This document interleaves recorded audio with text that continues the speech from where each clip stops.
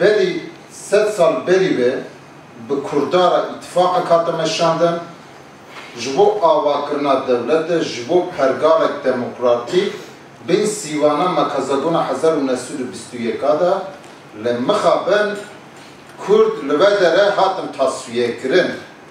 bitişti la her dere em vekili dibêjin dema komar ne demokrat be demokrasi dibe komara de tune be mixaben hemen nerxên mirûvatî hemen nerxên netevî din û bawerî din têra nemînin komara Türkiye yekperestî ser yekperestî hatiye avakirin yek milletekeyê yek baweriyekeyê yek nêzîkatiyekeyê her tiştêwan ser yekê hatiye avakirin ji bo ve em dibêjin dibir de Kurd tune ne nasnama Kurda tuneyê ev komara ne komara Kurdayê ji bo ve em dixebitin ji bo ve em tekoşînek demokrasiyê dimeşînin tekoşînek vekeviyên dimeşînin navê partiya me jî ev e navê HDP jî ev e lê îro li her dere bi coşeke bi kelecanek ev komara te pîrozkirin sedsaliya ve te pîrozkirin li em netêdanin gelê me netêdaye Kurd netêdane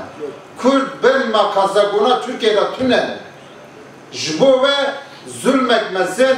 ser milletê me hatiye meşandin ne tene 3 sal berî ve ne tene dema Seyid Rıza û Şex Saîd û Serhildana Koçgîr û Serhildana Agirî gelê Zîlandan ev 40 salin davê de jî şerekî bê hempalî vî welatî heye şerekî vekilî tazî te meşandin zarokên vî milletî bedel didin canê xwe didin şerek heye lazim em bi vî şeklî binav bikin carna ev şera gir dibe geç dibe